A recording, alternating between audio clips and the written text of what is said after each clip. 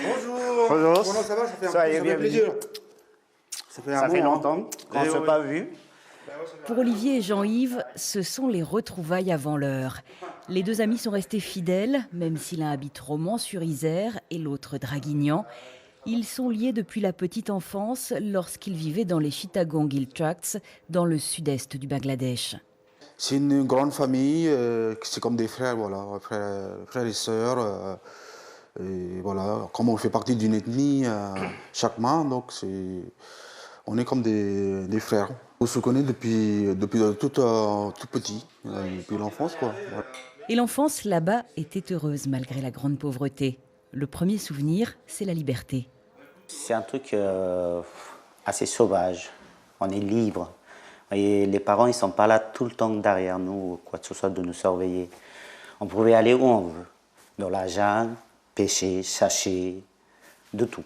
C'est toujours l'image qui est restée gravée dans mes mémoires. Mais les histoires des grands ont rattrapé les petits. Voilà, les villages, quand on était petits, c'était comme ça. Et là, quand ils sont incendiés, ils sont brûlés. Voilà, tu vois, Ils ont dû voir leur maison, mais il n'y a plus rien. Est venu le temps de la persécution des Chakmak, leur ethnie, par les militaires, et la fuite de l'orphelinat incendié. Les photos prises dans le camp de réfugiés en Inde avant le départ en France témoignent de l'incertitude quant à l'avenir. Moi, je suis là. Ah, t'es ici. Ah, voilà. Ouais, je suis là. La France, pour nous, en fait, on pensait que c'est un peu comme chez nous.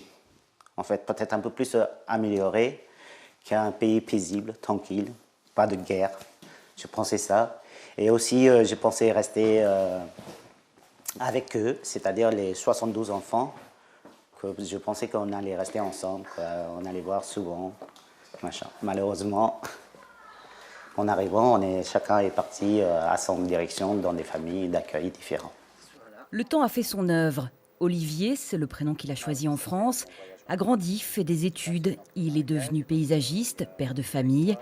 Il est retourné 2 fois au Bangladesh voir son autre famille, celle restée là-bas, car il avait été placé à l'orphelinat à cause de l'extrême pauvreté et pour être éduqué.